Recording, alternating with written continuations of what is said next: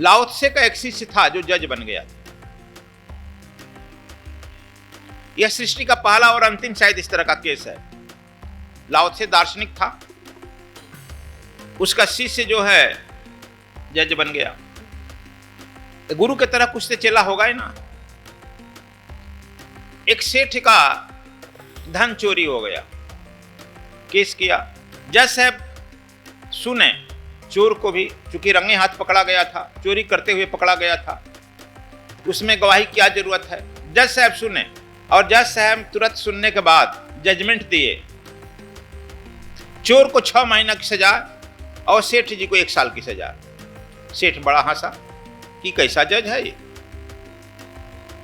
इसको 6 महीना का दिया, हमको साल भर दिया। वह राजा के यहाँ अपील किया कि देखिए हमारा चोरी किया है और रंगे हाथ पकड़ा गया है, पुलिस भी पकड़ी है और इसको 6 महीना की सजा दिया और हमको 1 साल का सजा दिया। राजा ने पूछा कि ऐसा क्यों किया जज जी? कहा कि इसलिए किया कि यह तो चोरी किया है, दोषी है, लेकिन इसका चोरी करना क्षम्य भी है, चूंकि गरीबी में किया, खाने भी ना मर रहा है, इसलिए चोरी किया, इसकी अर्थ की जरूरत है।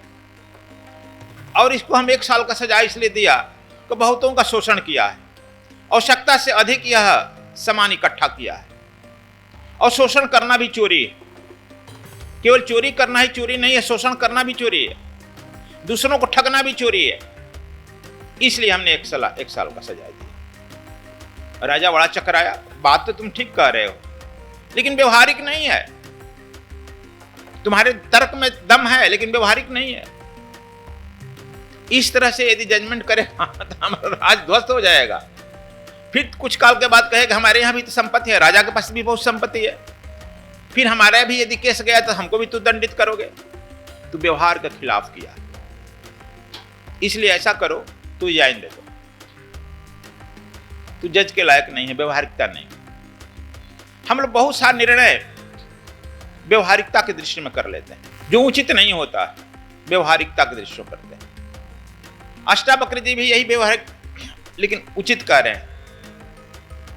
काम शत्रु, काम से ही संसार पैदा होता है। धन से ही संघर्ष होता है, धन के लिए हम संघर्ष करते हैं, झूठ बोलते हैं, चोरी करते हैं, डकैती करते हैं, घुसखोरी करते हैं, नाना प्रकार का अनाचार व्यभिचार धन के लिए करते हैं। धन हमारा लक्ष्य होता है कमाने का। धन कमाते किस लिए हैं? धन साधन है, किस लिए? कि काम की पूर्ति हो। धन साधन है, काम हमारा साध्य है। उसी तरह से धर्म साधन है और मुक्ति साध्य है। इसीलिए हिंदुओं में दिया गया है अर्थ, धर्म, काम और मोक्ष। यह 2 साधन है, 2 साध्य है। धन साधन है, काम साध्य है, धर्म साधन है, मुक्ति साध्य है। इसे 2 का सामंजस्य बैठाया गया। लेकिन यह कह रहे हैं कि यह तीनों जो है मुक्ति के बाधक है। अष्टावक्र हालांकि बहुत ऊंचे दर्शन है। समस्त शास्त्रों में, चाहे हिंदू शास्त्र हो, जैन शास्त्र हो, बौद्ध शास्त्र हो या ईसाई शास्त्र हो, सब में काम की भर्त्सना की गई, काम से बचने का उपाय किया गया। यह सारा पृथ्वी का दर्शन काम को भर्त्सना किया।